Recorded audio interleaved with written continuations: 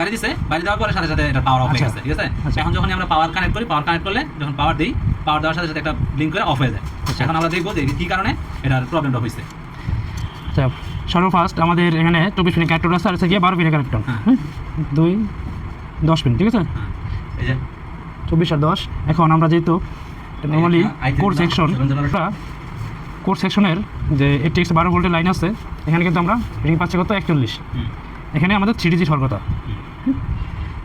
তাহলে আমাদের অবশ্যই যে 12 ভোল্টের যে মসফেটগুলো আছে, 12 ভোল্টের মসফেটগুলো আমরা সম্পূর্ণ চেক করতে হবে। এখন যেহেতু 12 ভোল্টের লাইন শর্ট, আমাদের এই একটা মসফেট, একটা মসফেট, একটা মসফেট, টোটাল এই 4টা মসফেট আর এসে কোরাইছি আমাদের কন্ট্রোল করছে এই 12 ভোল্ট দিয়া। হ্যাঁ, এখন 4টা কিন্তু আমাদের শর্ট দেখাবে। এই পাশে এদিকে আমরা কত পাইতেছি 41, ইনপুটে কত পাইতেছি 41, তাই না?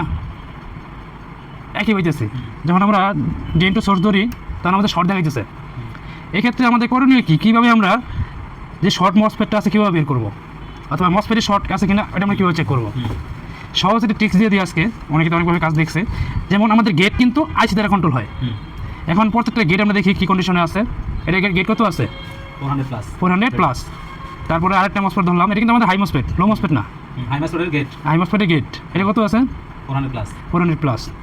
এখানে আরেকটা হাই মসফেট, এটা কত আছে কম, এটাতে সমস্যা। আচ্ছা, এখানে কিন্তু আমাদের 3টা চেক করা শেষ। এখানে আরও একটা মসফেট আছে, আমরা দেখি এই গেটের কী অবস্থা 400+। কিন্তু আমরা 4টার মধ্যে একটাই পাইলাম, যার সাথে আমার 3টা হলো কোর আর একটা হচ্ছে জিএফএক্স।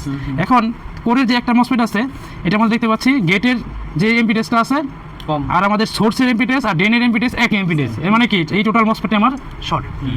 এটা চেঞ্জ করলে, রিপ্লেস করলে আমাদের মাদারবোর্ড আসলে রিপেয়ার হয়ে যাবে। মসফেটের মধ্যে আসলে কোনটা চেঞ্জ করব এটা চেক করার উপায়, ঠিক আছে। ওকে, আমরা এটা রিপ্লেস করি। না এখানে আরেকটা উপায় আছে, ভোল্টেজ ইনজেক্ট করা। ভোল্টেজ ইনজেক্ট করলে আমাদের লো মসফেট হিট হইব, আর প্রত্যেকটা মসফেট হিট হইব। আচ্ছা, বের হয় প্র্যাকটিক্যাল এক্সপেরিয়েন্স, ঠিক আছে। এই যে আমাদের এই কানেক্টরে যেন শর্ট পেয়েছি আমরা যে মূল ভোল্টেজটা 12 ভোল্টের লাইনে, 12 ভোল্টের লাইনে যদি আমরা ভোল্টেজ ইনজেক্ট করি 2 ভোল্ট বা 3 ভোল্ট, তাহলে এটা ওখানে হিট হওয়া শুরু করবে। ডেস্কটপ সময় কেউ দিতে পারে, আশা করি। মনে করেন ডেস্কটপের লেভেলে যে কাজগুলো আছে 1 মাস, 1.5 মাস, 2 মাসের মধ্যে ডেস্কটপ কমপ্লিট। শর্ট গেছে কিনা এটাও চেক করি। এই মাসটা আমরা চেক করে দেখি আসলে প্রবলেম কিনা। প্রথমত এখানে চেক করি যে এখানে আমাদের শর্ট গেছে কিনা। আমরা পজিটিভটা গ্রাউন্ডে নিলাম, আমাদের শর্ট কিন্তু অলরেডি চলে গেছে, 3 ডিজিট চলে আসছে। হ্যাঁ, রেডি 100+ চলে আসছে। 3 ডিজিট আসতে হবে, ঠিক আছে। আর এখানে এখন আমরা এই মাসটা দেখি, অলরেডি কিন্তু শর্ট, 100% শর্ট, ঠিক আছে। ওকে, এম্পিয়ার বৃদ্ধি করে আমরা লাগানোর সময় সেম মসফেট লাগানোর চেষ্টা করব, এবং হাই মসফেটের জায়গায় হাই মসফেট লাগানোর চেষ্টা করব, লো মসফেটের জায়গায় লো মসফেট লাগানোর চেষ্টা করব, কারণ এই দুইটার মধ্যে ডিফারেন্স আছে, ঠিক আছে। আর একই ধরনের এই পার্ট নাম্বার অনুযায়ী একই ধরনের আমরা মসফেট বের করার চেষ্টা করব। সেম বোর্ড যদি থাকে, সেম বোর্ড নেই না, চেঞ্জ করলে অনেক সময় এই দুইটা একসাথে চেঞ্জ করে দিলে ভালো, ঠিক আছে। আমরা এখানে সেম বোর্ড পেয়েছি, সেম বোর্ড, গ্রাউন্ড পজিটিভ, এটা দিয়ে একটা শর্ট আছে মনে হচ্ছে, এটা সরিব।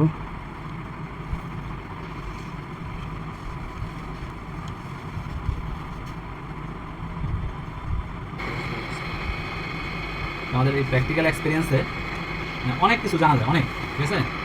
প্র্যাকটিক্যাল সরাসরি ক্লাস করে করে প্রবলেম সলভ করে করে অনেক কিছু বিষয় থাকে, যে বিষয়গুলো এই প্র্যাকটিক্যাল এক্সপিরিয়েন্সের ভিতর থেকে বাইরে আসে, ঠিক আছে।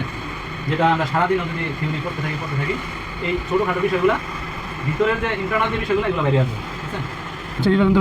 এই যে এখানে ধরেন আপনার মসফেট উঠাইতেছে, লাগাইতেছে, এগুলো এখানে এই হটগান ইউজ করতেছে, এই হটগানের এই এয়ার, তারপরে হচ্ছে হিট, হ্যাঁ, এগুলো কতটুকু দিতে হইব, মাদারবোর্ড ফুলে যায় কিনা, এখানে রাঙের ব্যবহার আছে, পেস্টের ব্যবহার আছে, ঠিক আছে।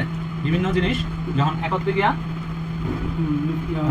একত্র হয় তখন কিন্তু বলটা 6 হয়, বাতাস, তারপর হচ্ছে বল ব্যাট, সব কিছু মিলেই একটা 6 হয় আর কি।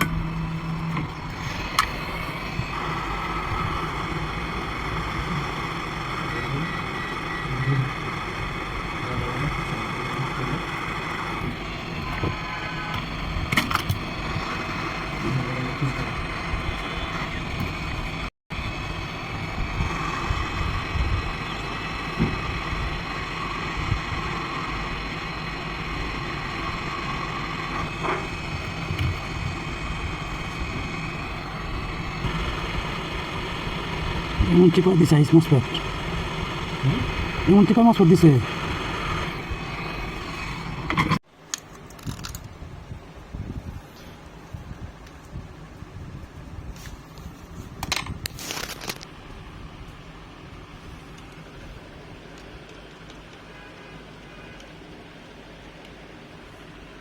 ডিসপ্লে চলে আসছে।